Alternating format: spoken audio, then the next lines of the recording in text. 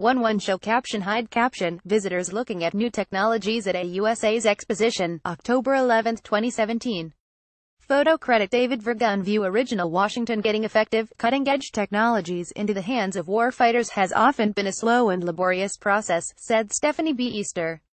But the Army is working to turn this around and make the process more effective, she said, while speaking during a press conference at the Association of the United States Army's annual meeting and exposition, October 11. For example, the Army has been doing incremental releases of requests for proposals to speed up the process, instead of waiting for the entire RFP to be formulated, said Easter, who is Acting Assistant Secretary of the Army for Acquisition, Logistics, and Technology.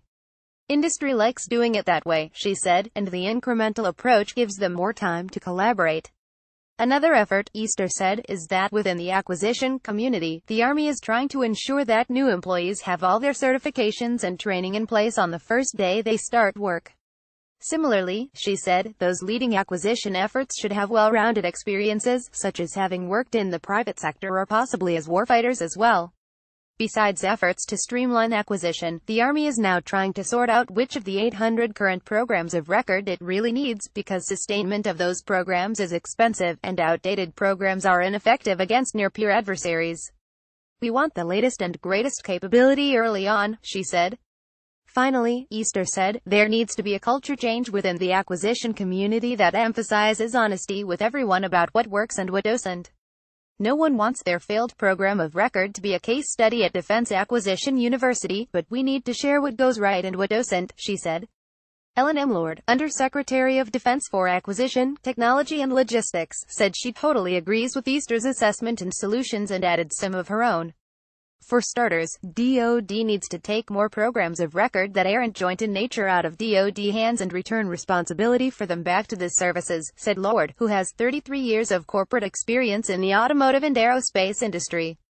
Lord also said that the Army is similar to a very large corporation, and must work harder to mimic the practices of some of the most effective private companies. For instance, the DoD might become more experienced at using predictive analytics to explore the effects of potential disaster scenarios on its operations, so that, in the event of a man-made or natural disaster, it is better able to get back to business. DoD doesn't yet have that capability, she said. The department must also look 7 levels down to see where shortages in the industrial base might occur if contracts are terminated, she said. If production suddenly needs to be ramped up for an operation against a peer adversary, the DoD needs to have a reliable industrial base that can respond, she said. If industry has rights off the DoD, then there will be no one to respond. Lord said that a hot-button issue for her is software development. We're taking way too long to get code out there, weeks and months. Programmers should be coding every day like they do in the commercial sector, she said, adding that it's hurting us and causing our overmatch capability to be diminished. We need to be more agile when it comes to software coding. Follow David Vergun on Twitter at VergunnerNews.